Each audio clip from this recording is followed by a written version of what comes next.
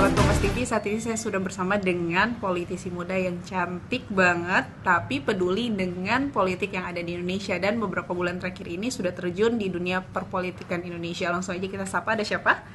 Halo, Samara di sini. Halo Samara, sibuk nih kayaknya, enggak ya? Sibuk melawan dan menghajar orang-orang yang mau melemahkan KPK. Ya soalnya KPK itu salah satu anak kandung reformasi. Nah ketika ada lembaga yang begitu getol memberantas korupsi, melaksanakan amanat reformasi, kenapa kok bukannya justru didukung, tapi malah heboh direcoki? Itu sayang banget ya sebenarnya, karena itu tugas mereka adalah tugas mereka yang sesungguhnya itu kan emang untuk memberantas, tapi justru kayak seperti dihalang-halangi ya. Betul. Ya, dan ini masih jadi perdebatan kan ya, Semi ya panggilnya Semi ya.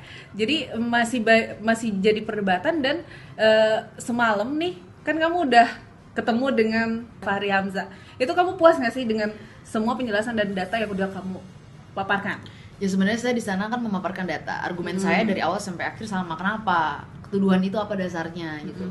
Ya saya sangat berharap Pak Fahri kemudian membalasnya dengan enggak, kamu ini bukti saya gitu. Apa yang kamu katakan misalnya tidak benar. Tapi Pak Fahri menjawabnya menurut saya terlalu diplomatis, hanya sebatas menghargai sikap. Tapi bagi saya ini jangan didegradasi urusan KPK ini, urusan pemberantasan korupsi yang begitu besar ini menjadi seolah-olah hanya Samara dan Fahri Hamzah.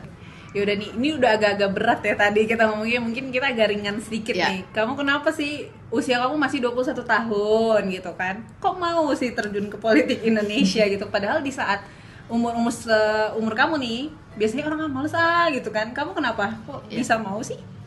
Karena menurut aku cara yang paling masuk akal untuk berkontribusi konkret dan kemudian manfaatnya langsung dirasakan oleh masyarakat itu lewat politik. Dulu ketika tahun 2016 aku pernah magang di kantor Gubernur DKI Jakarta selama 4 bulan. Terlepas dari magang, berarti kamu sebenarnya punya tokoh idola dong. Tokoh idola politik yang kamu kagumi siapa dan kenapa? Bung Karno. Oke.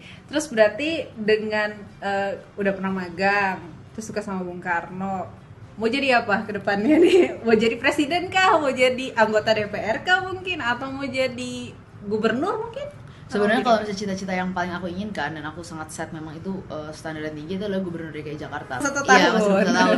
5 tahun lagi pun masih 26 tahun masih belum boleh. Mesti 30 tahun katanya minimal jadi Gubernur DKI Jakarta di Indonesia. Jadi yang akan aku lakukan adalah mungkin akan banyak belajar tentang itu, karena mungkin pengalaman akan membentuk kita juga. Mungkin aku akan masih berpikir mungkin bisa mencalonkan diri antara di DPR RI atau DPRD DKI Jakarta. Dan cara kamu belajar adalah dengan bergabung dengan partai politik. Iya, betul.